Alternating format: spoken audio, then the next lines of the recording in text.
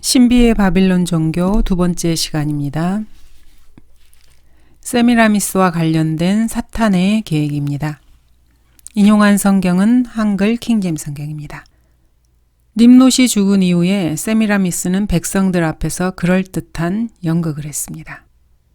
사람들은 생각했습니다. 우리의 동정 여왕께서 남편을 위해 우시는 것 좀 봐. 너무나 거룩하시고 너무나 존경스러워. 그렇지만 세미라미스에게는 큰 문제가 있었습니다. 사회에 더 이상 지도자가 없었던 것입니다. 백성을 통제하기 위해서는 종교를 새롭게 할 필요가 있었습니다. 그래서 세미라미스는 자신의 사제들을 만났습니다. 이제 은밀히 일을 해야 합니다. 우리 스파이들은 샘에게 어떤 징후가 있는지 감시해야 합니다.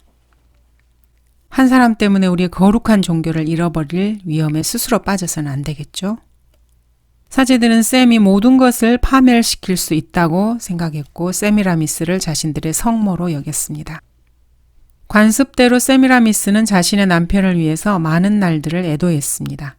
그러나 곧 다른 남자들과 불결한 관계를 갖기 시작했고 결국 예기치 않은 일이 벌어졌습니다.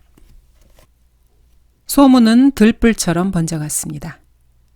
동정녀 여왕이라고 했던 여왕이 임신을 했다는 것입니다. 사람들은 뒤에서 수군거리기 시작했습니다.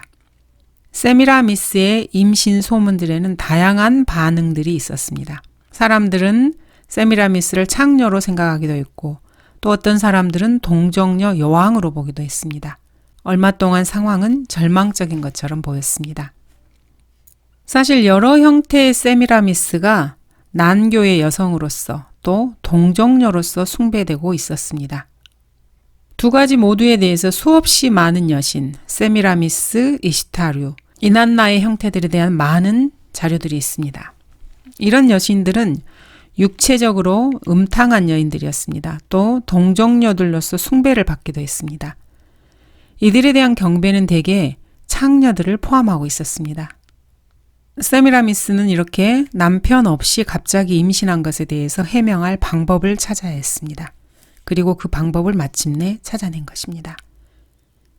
아담 이래로 계속 아버지에게서 아들에게 인용되어 왔던 바로 그 성경, 그 페이지들을 찾아냈던 것입니다.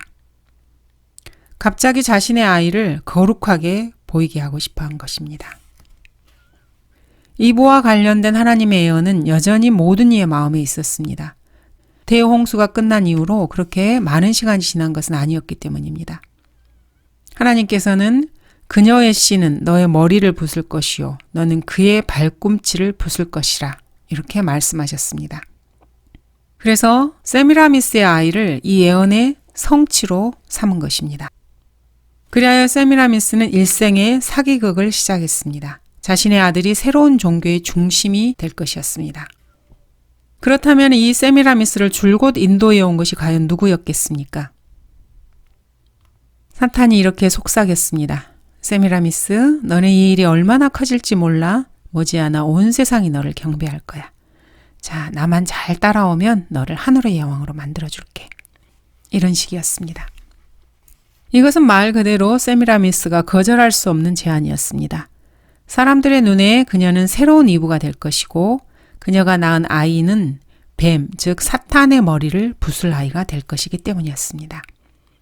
그러나 사실 세미라미스는 실제로 사탄을 섬겼습니다. 마귀는 그녀에게 거의 무제한적인 권세를 제안했습니다. 그리고 그녀는 그것을 받아 쥐었습니다. 사탄이 아주 치밀하게 꾸며낸 거짓말은 그녀를 임신한 창녀가 아닌 거룩한 어머니로 보이게 할 계략이었습니다. 이런 일이 그녀에게서 어떻게 이루어졌는지 아마 못 믿을 것입니다. 세미라미스는 자신의 아이를, 자기가 낳은 아들을 모든 사람들에게 보이며 말했습니다. 너희의 죽임당하고 다시 살아난 nim롯을 보라. 그렇지만 이 아기를 과시하고 다니는 것만으로는 충분하지 않았습니다. 세미라미스는 아무도 감히 자신의 아들에 대해서 그 아기는 결코 nim롯이 아니야 이렇게 말하지 못할 정도로 아주 놀라운 이야기를 만들어냈습니다. 완전 새로운 교리를 만들어낸 것입니다. 혹자는 이것을 윤회라고 부르고 혹자는 이것을 환생이라고 부르기도 합니다. 그러나 무엇이라고 부르든지 간에 이것은 정말로 뻔뻔스러운 거짓말이었습니다. 마귀는 아마 자기 자신을 정말로 자랑스러워했을 것입니다. 이러한 참으로 뻔뻔스러운 거짓말을 만들어낸 자기 자신을 말입니다. 이들은 림롯의 혼이 자신의 죽은 몸에서 세미라미스의 자궁으로 이동했고, 그렇게 해서 세미라미스가 낳은 아들은 림롯이면서 또한 신일 것이라는 거짓말을 해대기 시작했습니다. 이렇게 해서 세미라미스 역시 여신이 되었습니다. 그래서 그 다음 세대들에서는 그들 종교의 중심이 세미라미스가 되었습니다. 이 종교의 중심이 림롯이나 그녀의 아들이 결코 아니었습니다. 이것은 사실 오늘날에도 마찬가지입니다. 세미라미스와 그녀의 아기 림롯 또는 신실한 아들이라는 뜻의 탐무스라고 불리기도 했습니다. 이 림롯은 그녀의 남편 림롯이 과시했던 힘에 도저히 미치지 못했습니다. 이들은 야생 짐승에게서 백성을 보호할 수도 없었습니다. 심지어 경쟁 성읍들에서도 보호하지 못했습니다. 세미라미스는 바벨론인들을 통제할 또 다른 방법이 필요했습니다. 이렇게 할 유일한 방법은 바벨론 주변의 탑들과 성벽들을 건설해서 이 사람들을 가두는 것입니다. 그래서 성벽을 아주 두껍고 높이 쌓게 했습니다. 백성의 안전함을 위한다고 아마 말을 했겠죠.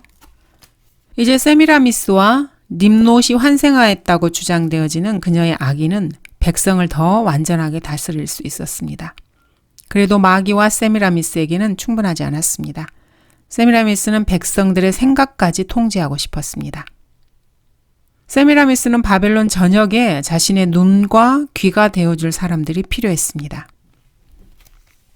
탐무스는 두무지 또는 두무지드의 다른 철자로서 신실한 아들이라는 뜻입니다. 이렇게 해서 여왕 세미라미스는 자신만의 제사장직을 고안해냈습니다. 그리고 자신의 거룩한 제사장들로 삼았습니다. 사람들로 하여금 자기가 세운 제사장들을 두려워하고 존경하게 만들었습니다. 그리고 그들을 거룩한 안내자로 여기게 했습니다. 세미라미스는 자신이 세운 이러한 제사장들을 통해서 백성을 통제할 계획이었습니다. 이런 제사장들을 백성들에게 소개하고 그들을 존경하고 사랑하고 명령하는 것을 행하도록 했습니다. 그들이 백성의 혼의 운명을 좌우한다고 강조를 한 것입니다. 그 다음에 세미라미스는 어떤 의식적인 행사를 통해서 비밀리에 백성들을 통제할 비열한 수단을 하나 얻게 되었습니다. 그것은 바로 자신의 제사장이 거룩한 사람이라고 믿었기 때문에 사람들은 자신이 하는 비밀 말을 그 제사장이 지켜줄 것이라고 신뢰했습니다. 누군가가 자신들이 하는 말을 엿듣고 있으리라고는 꿈에도 생각하지 못했습니다. 사람들은 제사장에게 자신의 무서운 비밀들을 신뢰하고 말했습니다. 제사장들은 세미라미스에게 자신들이 들은 비밀들을 모두 다 알려주었습니다. 바벨론의 모든 제사장들은 세미라미스만을 섬겼기 때문에 그녀는 그들의 거룩한 임무 동안에 들었던 자신들의 거룩한 제사장 임무 동안에 들었던 모든 사소한 것들을 받아서 적게 했습니다.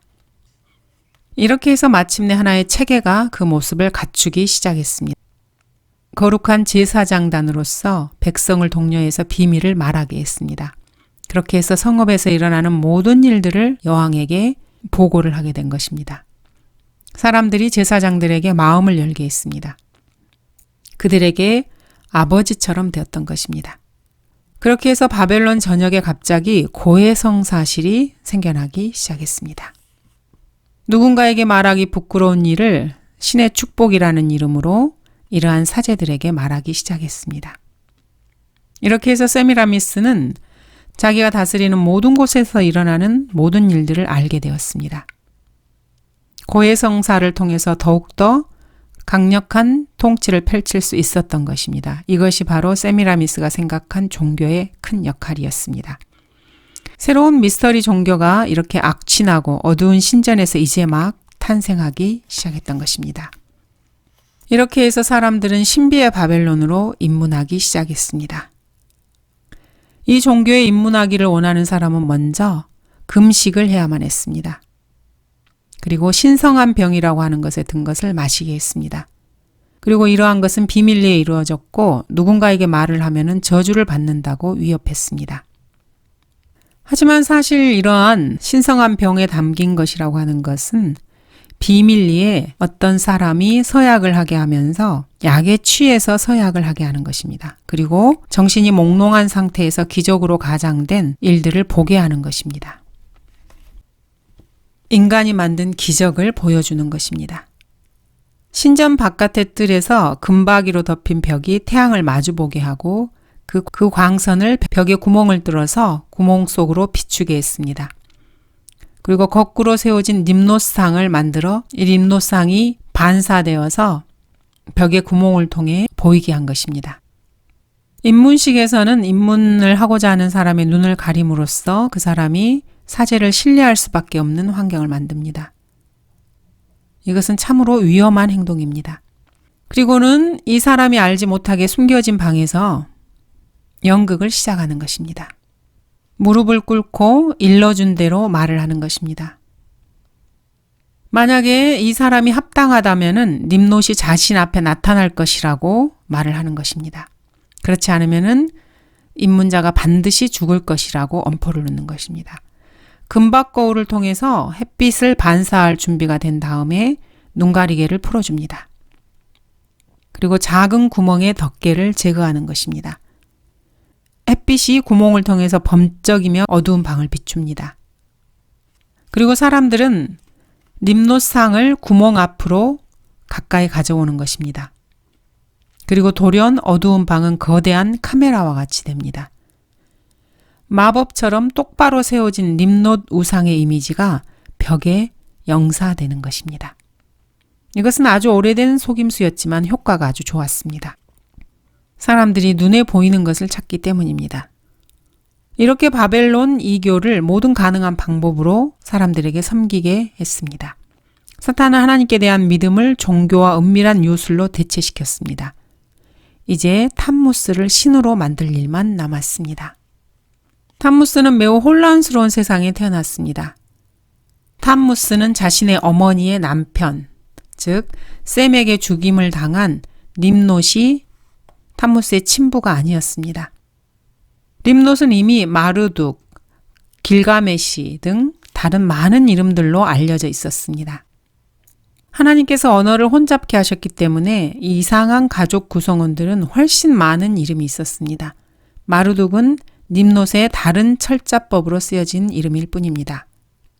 히브리어에서 어근에 해당하는 MRT, 반역하다는 이 단어 앞에 n을 첨가시키는 것입니다.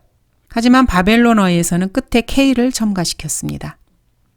세미라미스가 거짓말을 한 이 탐무스는 세미라미스의 아들이자 남편으로 여겨졌습니다. 완전히 혼란의 극치입니다.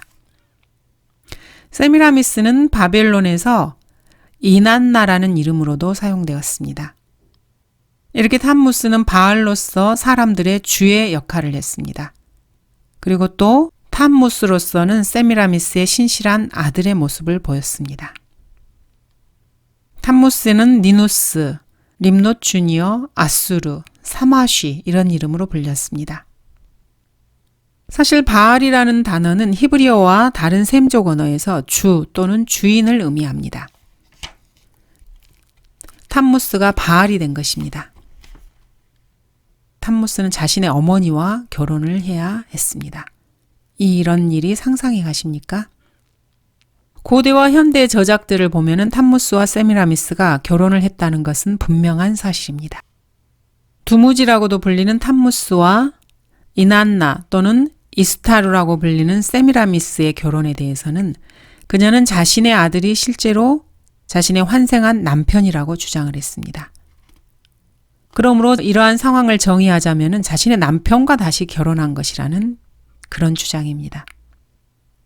실제 결혼식을 올렸든지 안 올렸든지 간에 어쨌든 그래야만 했습니다.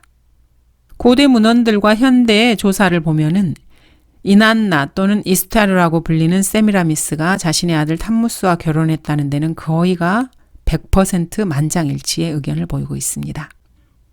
수메르어로 기록된 수많은 문서들뿐만 아니라 아카드어, 아시리아어, 바벨론어로 된 고대 점토 문서들에서도 이러한 사실을 확인할 수 있습니다. 바벨론 종교 발전에 관한 정보는 결코 부족하지 않습니다. 탐무스는 점점점 성장하고 있었고 곧이어서 왕이 될 것입니다. 하지만 탐무스가 어릴 동안에는 지금 현재의 여왕은 절대 권력에 관하여 뭔가를 알고 있었습니다. 세미라미스는 이 절대 권력을 자신의 아들, 자신의 남편이자 아들인 탐무스가 아니라 자기 자신이 그것을 누리기를 원했습니다. 탐무스는 북쪽으로 여행하면서 아수르로서 니누에를 포함한 4개의 성읍을 세웠습니다. 세미라미스는 자신의 배우자, 즉 국왕의 아내들 중 하나로 가장해서 그에게 협력했습니다. 현실적으로는 그녀가 모든 것을 좌지우지했습니다. 탐무스는 사실 그러한 세미라미스의 속내를 알지 못했지만 이제 곧 자신의 엄마가 이 모든 국가를 통치할 예정이었습니다. 성경은 이 일에 대해서 창세기 10장에서 이렇게 기록하고 있습니다.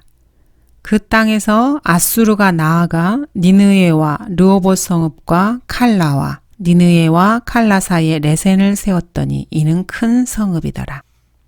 고대 신하들의 공통적으로 전해오는 바에 따르면은 영들이 이난나 즉 세미라미스를 지옥으로 끌어내리기 위해서 그녀에게 찾아왔다고 합니다. 자신을 지하세계로 끌어내리려는 이러한 영들에게 세미라미스가 절대로 안 된다고 거부하자 세미라미스 대신에 탐무스 즉 두무지들을 자신들에게 달라고 했다는 것입니다. 탐무스가 있는 곳을 그들에게 알려주기를 거부했습니다. 그러던 어느 날 세미라미스는 갑자기 뛰어들어서 그녀의 남편이자 아들을 방해했습니다. 사실 왕국의 보좌를 차지하는 것은 이난나에게는 너무나 과한 일이었습니다. 그녀는 자신이 영원히 살지 못할 것을 알았습니다. 그러나 그녀는 왕국을 함께 다스리고 싶었습니다. 그러나 고대 신하들에 따르면 그녀가 한 다음 일은 바로 그녀의 남편이자 아들인 탐무스를 배반하고 마귀들에게 자신의 아들을 파는 일이었습니다. 그들은 그를 지옥으로 끌고 내려가 잔인하게 고문했습니다. 그는 신들에게 간청하여 잠시 도망쳐 나왔습니다. 그러나 다시 붙잡히고 말았습니다. 이것이 고대 신화에 나오는 내용들입니다. 자, 그렇다면 왕이 되려 했던 이 소년 탐무스에게 실제로 일어난 일이 무엇인지 한번 살펴보도록 하겠습니다. 바야흐로 탐무스를 끝장낼 때가 되었습니다. 마귀는 세미라미스에게 자신의 아들을 죽일 계획을 넣어주었습니다. 실제로 세미라미스는 보좌에 있는 아들을 발견했을 때 자신이 신속하게 행동하지 않으면 죽은 남편 nimrod에게서 얻은 권력을 잃어버릴 것이라는 것을 알았습니다. 그리고 많은 이야기들을 보면은 그녀가 이것을 어떻게 처리했는지에 관해서 한 가지 충격적인 증언을 담고 있습니다. 아마도 겨울이었을 것으로 보입니다. 탐무스는 야생 멧돼지에게 죽임을 당했습니다. 아니, 그렇게 당한 것으로 처리한 것입니다. 신으로 추앙받았던 탐무스가 어이없게 멧돼지에게 죽임을 당한 것입니다. 이제 인간 탐무스는 죽었습니다. 그러나 전설적인 인물 탐무스가 곧 태어나려는 순간입니다. 사람들은 위대한 왕 탐무스의 죽음을 슬퍼했습니다. 탐무스는 죽었고 세미라미스는 이제 자신의 왕국을 갖게 된 것입니다. 이번에도 그녀의 눈물은 가짜였습니다. 그녀는 죽은 아들이자 남편인 탐무스에 대해서 사실 아무런 감정이 없었습니다. 이제 아무것도 여왕 세미라미스를 막을 수 없을 것 같았습니다. 세미라미스는 탐무스의 죽음에 대한 비난을 모면했습니다. 그러면 누구 탓으로 돌릴 수 있습니까? 그렇습니다. 바로 그 멧돼지였습니다. 그 후에 봄의 첫째 날 세미라미스는 선언을 했습니다. 동쪽을 바라보라. 탐무스가 이제 떠오른 태양이 되었도다. 떠오르는 태양을 향해 이렇게 외친 것입니다. 너희의 태양신을 경배하라. 그리고 사람들은 그녀의 말을 믿었습니다. 이제 그녀는 그녀의 아들이자 남편인 탐무스 또는 바알이 그녀가 원하는 어떤 모습으로도 만들어질 수 있다는 것을 깨달았습니다. 탐무스는 그렇게 개성이 많아 보이지 않았습니다. 그래서 세미라미스는 그에게 한 가지 특징을 부여했습니다. 이제 탐무스는 자신만의 최후의 변신을 할 때가 되었습니다. 원래의 탐무스의 모습으로는 바알의 내적 아름다움을 보여줄 수가 없었던 것입니다. 그래서 지금까지 보지 못했던 가장 멋진 남자로 고쳐 만들어서 대중에게 보이게 해야만 했습니다. 이렇게 이 사람들이 심사숙고해서 주 또는 주인이라는 뜻을 가진 바알로 역임을 받았던 탐무스를 히브리어로 주인이라는 뜻의 아도니스라는 아주 멋진 형상을 만들어서 완전히 딴 사람으로 대중에게 제시했습니다. 이제 탐무스는 단순히 신을 넘어서 아름다운 존재가 되었습니다. 사탄은 바벨론 종교를 다른 나라에 전파할 준비가 다 된 것입니다. 몇 가지 더 큰 변화가 있었습니다. 세미라미스는 자신이 죽어도 자신의 제사장단이 살아남도록 자신의 권력을 이용해서 마지막으로 조종을 감행했습니다. 자신이 죽은 뒤에 신전을 운영하는 데 있어서 더 필요한 남녀 조력자들을 필요로 했습니다. 새롭게 모집한 사람들을 평생 독신자로 살게 했습니다. 그렇게 해서 세미라미스가 죽은 후에 자신을 더 잘 섬기게 한 것입니다. 이렇게 해서 새로운 제사장들과 여제사장들, 창녀들, 독신자들이 더해지자 여왕은 세상에 알려진 모든 신전들보다도 훨씬 더 많은 신전들을 세울 수가 있었습니다. 세미라미스는 마지막까지 음모의 달인이었습니다. 이슈타르는 세미라미스의 또 다른 이름입니다. 이스타르의 신전은 경배의 형식으로 매춘을 벌였습니다. 이슈타르의 이런 이교 종교가 고대 국가들에서 무성했던 것은 부분적으로 이 숭배 방식, 즉 숭배 의식에서 매춘이 있었기 때문이었습니다. 이들은 창녀와의 종교적 의식적 관계가 이슈타르, 즉 세미라미스를 경배하는 한 형태라고 가르쳤습니다. 이렇게 해서 고대의 이런 성도착에서 풍요의 신 숭배의식의 개념이 전 세계로 퍼져나갔습니다. 이들은 여인의 풍성한 출산을 땅의 결실을 많이 맺는 것과 연결을 시켰고 때로는 난교 파티를 열곤 했습니다. 그렇게 해서 그 일이 신들을 기뻐하게 할 것이라고 한 것입니다. 그리고 땅에 좋은 작물을 자라게 할 것이라고 스스로 믿었습니다. 이난다와 이스타르는 많은 작가들에 의해서 동일 인물로 여겨지고 있습니다. 그래서 현대의 많은 저자들은 세미라미스를 이난다 이슈타르라고 언급합니다. 세미라미스는 보편적으로 림롯의 아내로 인식되고 있습니다. 그래서 우리는 이 여인을 계속해서 세미라미스라고 부르도록 하겠습니다. 고대의 이야기에 따르면 세미라미스가 세상에서 가장 아름다운 여인이었다고 합니다. 다음은 이러한 역사적 증거를 아름답게 묘사하고 있는 듯한 글입니다. 그녀의 아름다움은 의심의 여지가 없었다. 그녀의 몸매는 비할 데 없이 완벽한 균형을 이루었고 그래서 안장에서든 보좌에서든 그녀의 모든 자태는 여성스러웠고 위엄 있었으며 우아했다. 한편 그녀는 어떤 옷을 입어도 가장 매력적으로 보이는 듯했다. 그녀는 남성의 정신력과 의지력보다 더 강한 힘을 소유했다. 기민하게 관찰하는 사람이라면은 그 빛나는 그녀의 두 눈에서 그 사랑스러운 눈빛에도 불구하고 군대를 호령하고 제국을 건설할 수 있는 천재성을 발견했을 것이다. 윤곽이 뚜렷한 턱과 틀에 넣어 만든 듯 아름답게 돌출된 아래턱에서는 때때로 꽉 담은 무자비한 잔인함을 발산할 수 있는 냉혹함을 발견했을 것이다. 여왕 세미라미스는 죽었지만 거룩한 이난다, 이슈타르는 계속해서 살아있습니다. 바로 오늘날까지 말입니다. 이 장 전체를 다시 한번 요약해 보도록 하겠습니다. 림롯이 죽은 후에 세미라미스는 애도를 했습니다. 그렇지만 또한 위험에 빠져 있었습니다. 그래서 그녀는 재빨리 자신의 바벨론 종교를 비밀리에 선택했습니다. 그러던 와중에 그녀는 임신을 하게 되었습니다. 사탄은 임신한 그녀에게 자신이 임신한 아기가 환생한 림롯이라고 주장할 방법을 고안해내도록 영감을 그녀에게 불어넣어 주었습니다. 놀랍게도 사람들은 그 말을 믿었습니다. 모든 사람들이 세미라미스의 아이를 사탄을 패배시키고 뱀의 머리를 붓을 이브에 약속된 씨라고 믿었습니다. 세미라미스는 탐무스를 이용했습니다. 그녀는 보좌 뒤의 실제적인 권력가였습니다. 타무스는 기껏해야 꼭두각시 왕이었을 뿐입니다. 세미라미스가 자신의 아들과 결혼했다는 것을 기억하셔야 합니다. 이것은 그녀가 자신의 아들을 너무 과하게 사랑한 것처럼 들리기도 합니다. 그러나 고대의 저작들에 따르면은 세미라미스는 자신의 아들 타무스보다 권력을 훨씬 더 사랑했습니다.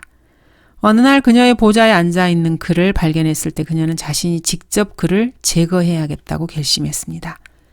그래서 그녀는 자신의 더러운 일을 야생 멧돼지에게 맡겼습니다. 아들의 형상을 깡마르고 나약한 바알에서 아도니스, 즉 미스터 미남으로 고쳐 만들었습니다. 그러나 셋 모두 죽자 사탄은 이난나와 nim록과 바알 이러한 것들을 다시 만들었습니다. 이제 그들이 무엇으로 만들어졌는지는 다음 시간에 살펴보도록 하겠습니다. 감사합니다.